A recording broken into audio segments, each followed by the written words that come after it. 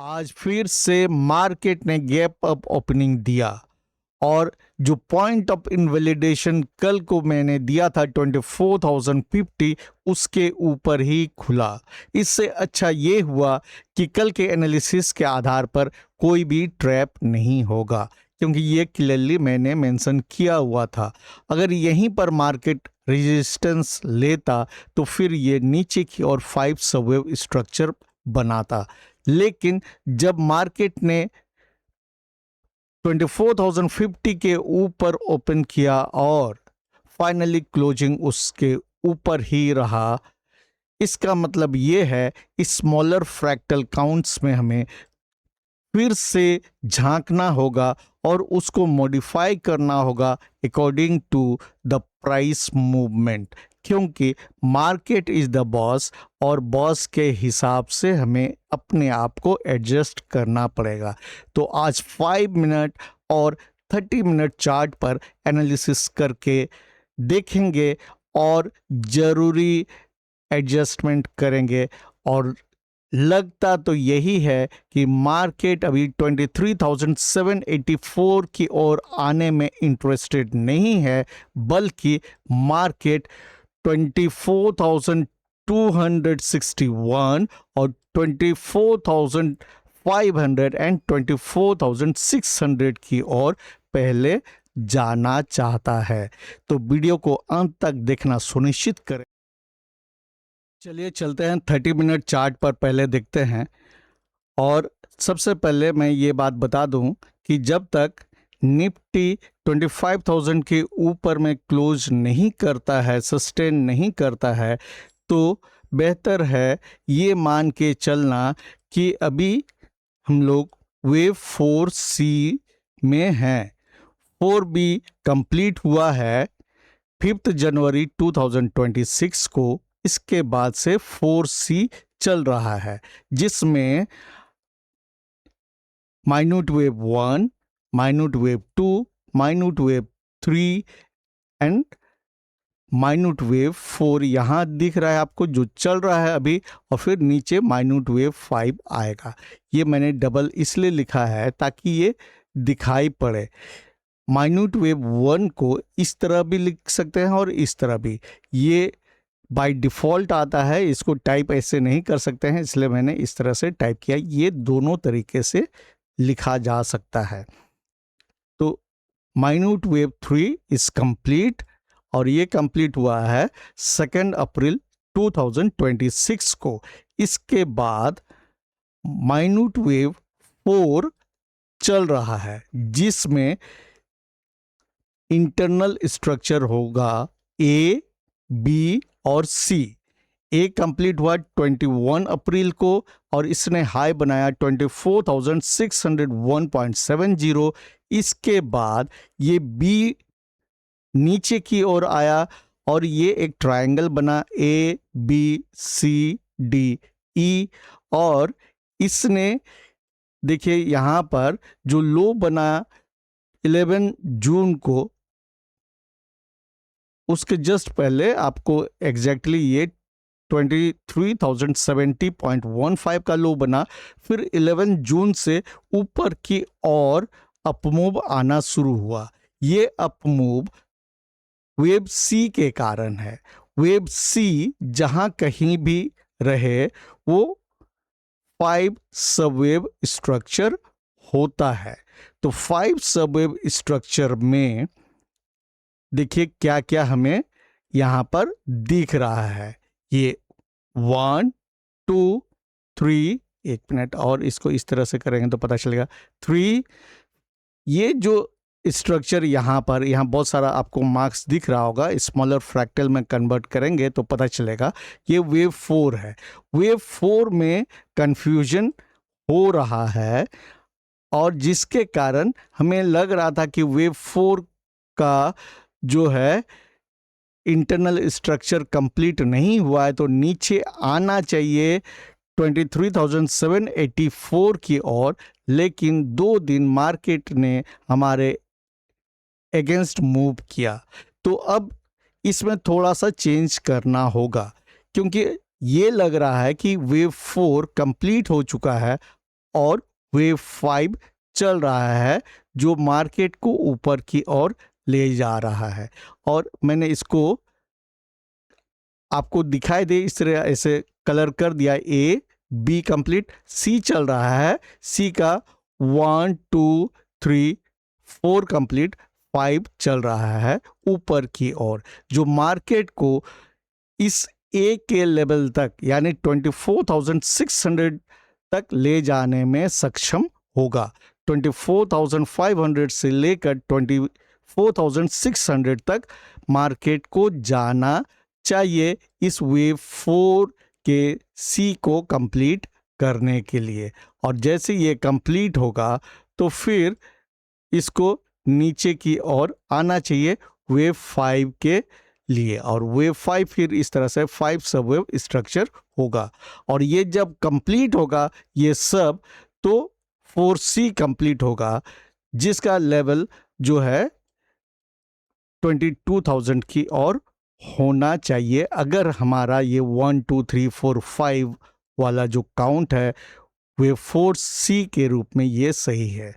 इसमें अगर मार्केट 25,000 के ऊपर टिक जाता है तो फिर ये एक तरह से सोचिए कि हमें सोचना होगा कि ये सही नहीं है और जो बुलिश अल्टरनेटिव्स है उसको देखना पड़ेगा। जिस तरह से मार्केट ऊपर की ओर जा रहा है इसका मतलब ये है कि वेव 4 कंप्लीट हो चुका है, और उसके लिए थोड़ा सा जो यहाँ WXY हमने कहा था वो नहीं बल्कि ABC के फॉर्म में इंटरनल स्ट्रक्चर वेव 4 का यहाँ बना।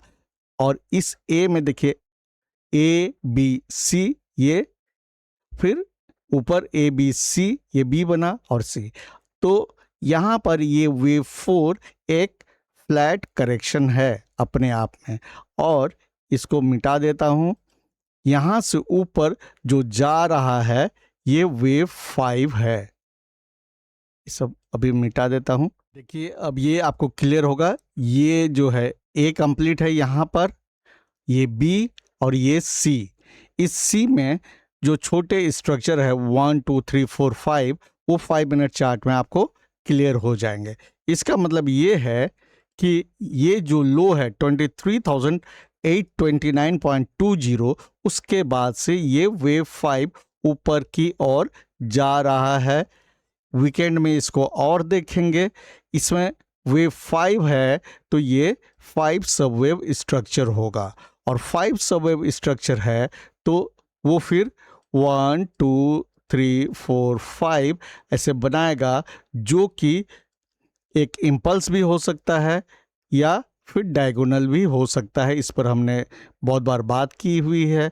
अगर वेव 4 वेव 1 के टेरिटरी में आता है तो वो डायगोनल कहलाएगा। अगर वेव 4 वेव 1 के टेरिटरी में नहीं आ रहा है तो वो इम्पल्स कहलाएगा। वेव 5 कहीं भी रहेगा वो 5 सबवेव स्ट्रक्चर बनाएगा। तो इसी कारण से जो यहाँ हम लोग WXY सोच रहे थे, Y में फिर 3 सबवेव स्ट्रक्चर, जिसके कारण हमें लग रहा था कि नीचे के स्ट्रक्चर बनने बाकी हैं, वो उस तरह से नहीं। मार्केट इसको A, इसको B और इसको C समझ रहा है, और इसी कारण से ये ऊपर की ओर जा रहा है इस वेव 5 को बनाने के लिए। और अल्टीमेटली ये वेव C यहाँ पर कंप्लीट होगा, जो इस वेव 4 को कंप्लीट करेगा, और फिर नीचे 5 सबवेव स्ट्रक्चर आपको दिखेगा। वो आने वाले समय में हम लोग डिस्कस करेंगे। इसको स्मॉलर फ्रैक्टल में देखते हैं तो ये चीज और क्लियर हो जाएगा। 5 मिनट चार्ट को अब ध्यान से देखिए। 11 जून के बाद जो ऊपर की ओर अपमूव आया है, ये wave C of this wave 4 इसके कारण है। इस वेव 4 का ये C है।